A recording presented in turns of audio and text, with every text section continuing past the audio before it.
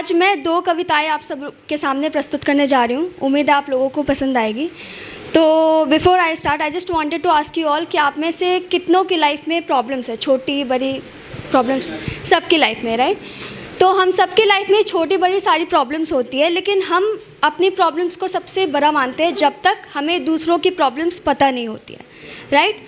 तो इसे हम नज़रिया बोलते हैं। सेम विद द पर्सन, हम कभी भी किसी को देखते हैं तो हम बहुत जल्दी ही किसी को जज कर लेते हैं कि हो सकता है ये पर्सन रूड हो, लेकिन अंदर ही अंदर हो सकता है वो पर्सन इंट्रोवर्ट हो, या फिर हम किसी को देख करके एक्सट्रोवर्ट पर्सन को हम सोच लेते हैं कि ये थोड़ा मस्तीखोर आदमी है। ऐसा टाइप का हम ना जज कर लेते हैं। ज़्यादातर लोगों की बात करें या फिर लाइफ की बात करें, किसी चीज़ की भी बात करें, तो हम अपना नज़रिया बहुत जल्दी एक चेंज कर लेते हैं। तो उसी पर मैंने लिखा था कि जिसने जैसा देखा दुनिया वैसी ही बन गई, किसी के लिए स्वर्ग किसी के लिए नर्क बन गई।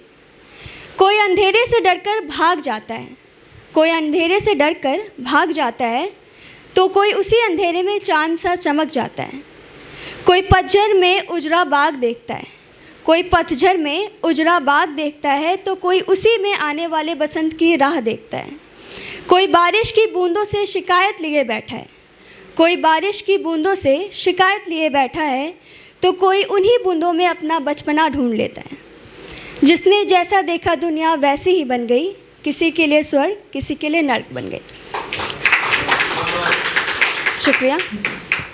अब जैसे हम लाइफ की बात करें तो जैसे मैंने बोला कि जिसके लिए जैसी दुनिया वही, किसी के लिए स्वर्ग किसी के लिए नर्क बन गई, उसी तरह सेम विद द पर्सन। तो एक स्टोरी के थ्रू मैं इस चीज़ को प्रेजेंट करना चाहूँगी कि एक बार मैं कहीं जा रही थी, तो 10 मिनट का रास्ता था। उस रास्ते में मुझे रिक्शा से जाना था, तो रिक्शे वाले में दो आंटी पहले से बैठी हुई थी, तो एक बहुत कम सा मतलब मेरे लिए सीट बचा हुआ था। तो रिक्शे वाले ने बोला कि आप एडजस्ट हो जाओगे तो आप बैठ जाओ। तो जैसे होता है ना कि हम कभी भी किसी अनजान इंसान से जब भी हम मिलते हैं तो हमें ऐसा लगता है कि शायद वो इंसान मतलब हमारे लिए अनजान है, तो हम बहुत स्ट्रेंज बिहेव करते हैं, राइट? लेकिन क्या होता है कि धीरे धीरे करके कभी कभी हमारे सामने कुछ ऐसे इंसान आ जाते हैं ना, भले वो हमारी लाइफ में पहली बार हमसे मिले हो, लेकिन वो बहुत ज़्यादा अपनेपन का एहसास करा जाते हैं। तो उस दिन सेम चीज़ मेरे साथ हुई कि मैं साइड में बैठी थी, तो जैसे हमारी मम्मी होती है कि जैसे हम साइड में बैठते हैं तो हमें होल्ड करके बैठती कि साइड में ठीक से बैठना, गिर मत जाना।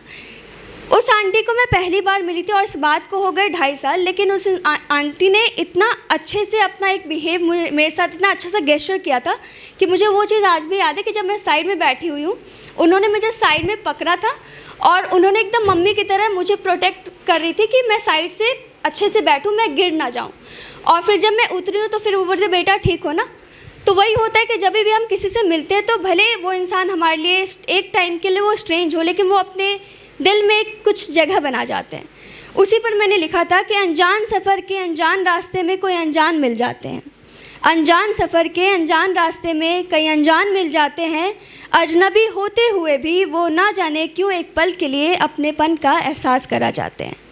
किसी की छोटी सी मुस्कान से दिन बन जाता है, किसी की छोटी सी मुस्कान से दिन बन जाता है, तो कोई राह चलते मदद का हाथ बढ़ा जाता है। मुलाकातें छोटी ही सही पर प्यारी सी होती है, मुलाकातें छोटी ही सही पर प्यारी सी होती है। दोबारा ज़िंदगी में वो मिले ना मिले, वैसे लोग यादों में रह जाते हैं। शुक्रिया।